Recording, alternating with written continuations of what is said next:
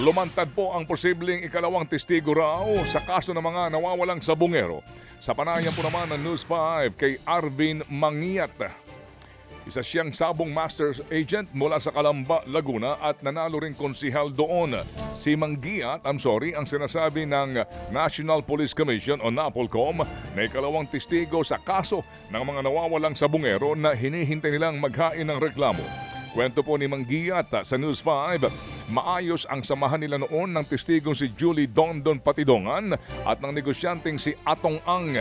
Nagkalamat lamang daw ito ng pagbintangan siyang kasabwat ng mga nandaraya sa sabong at nang humingi ng tulong kay Mangiat ang isang sabongerong nakatakas sa AA Cobra Farm sa Santa Cruz, Laguna. Sa farm na ito sinasabing nawala ang karamihan ng mga sabungero. Nagalit daw si Elias Totoy nang malamang tinulungan niya ang nakawalang sabungero. Tinangka raw siyang i-ambush ng ilang pulis Calamba noong 2021 pero siya ay nakaligtas. Nito ho lamang daw niya nakumpirmang may kinalaman si Atong Ang sa naturang ambush nang makausap at magharap sila ni Elias Totoy. Pero hindi pa rin daw ho siya magsasampa ng reklamo laban sa mga pulis at sa sino man pong nasa likod ng pagtangka sa kanyang buhay. Kailangan daw muna niyang ipa-cross-match ang bala ng mga nanambang sa kanya bago gumawa ng susunod niyang hakbang. Sa ngayon po'y nasa isang safe house daw ang nakatakas na sabungero. Pero nauna niyang iginiit na wala siyang kinalaman sa mga nawawalang sabungero. Samantala, posible naman daw abutin pa ng 2 linggo ang pagsusuri sa mga nawawalang sabungero kung ito nga ba'y mga buto. Ito po yung mga nakuha dyan sa Taal Lake. 6 sa higit 70 samples na nakuhang buto sa Taal Lake ay nanggaling daw sa tao.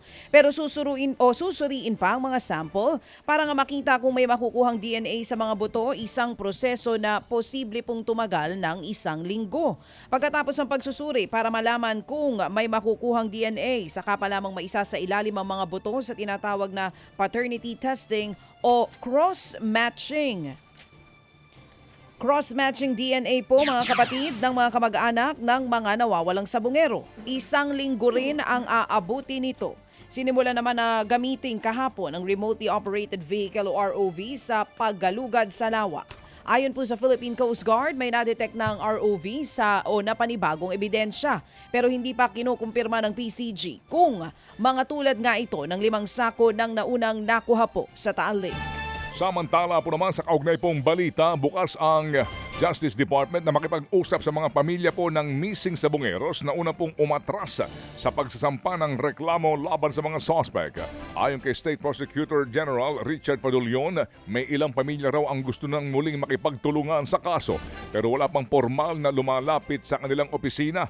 Sa kabuuan, 7 complainant pa lamang ng mga may kaugnayan nga sa mga nawawalang sabungero sa Manila Arena at San Pablo, Laguna ang umatras na. Kahit naman umatras umano ang ibang pamilya ay magpapatuloy pa rin ang prosecution sa pagsasampa ng kaukulang kaso. Sa ibang balita naman mga kapatid, mayorya pa rin ng mga Pilipino ang naniniwalang dapat sagutin ni Vice President Sara Duterte ang impeachment complaint laban sa kanya. Ayon po yan sa pinakabagong SWS survey na kinomisyon ng Stratbase Group. 66% ng kanilang 1,200 respondents ang sang-ayon na dapat sagutin ng Vice-Presidente ang reklamo. 19% naman po ang hindi sang-ayon dito habang 15% ang hindi tiyak ang sagot. Isinagawa ang survey noong June 25 to 29. Kasagsagan po yan ang bangayan ng Kamara at ng Senate Impeachment Court sa pag-delay daw ng impeachment trial ng Vice-Presidente. Wala pa namang pahayag ang Office of the Vice President kaugnay ng nasabing survey. Syukran. Samantala po naman, malaking kasinungalingan daw yan po ang banat ng palasyo sa pagdadawit kay First Lady Lisa Araneta Marcos sa pagkamatay ng negosyanteng si Paulo Tantocos sa Estados Unidos. Naglabas po ng litrato ang palasyo bilang ebidensya na nasa isang konsyerto raw ang unang ginang noong pong March 8 kung saan sinasabing pumanaw si Tantocos sa Amerika. Lumabas po sa medical report ng Los Angeles County na cocaine ang sanhi ng sinasabing pagkamatay ng negosyante. Tinawag din po ng Malacanang na peke ang kumakalat na police report kung saan kasama po ang pangalan ng unang ginang. Matatandaan pong hinamon ni Senador Amy Marcos ng Palasyo na maglabas po ng komprehensibong report daw sa pagkamatay ni Tantoco. Nabanggit din po ng Senadora ang pagkakasangkot umano ng unang ginang. Sagot dyan ng Palasyo, huwag basta-basta maniniwala.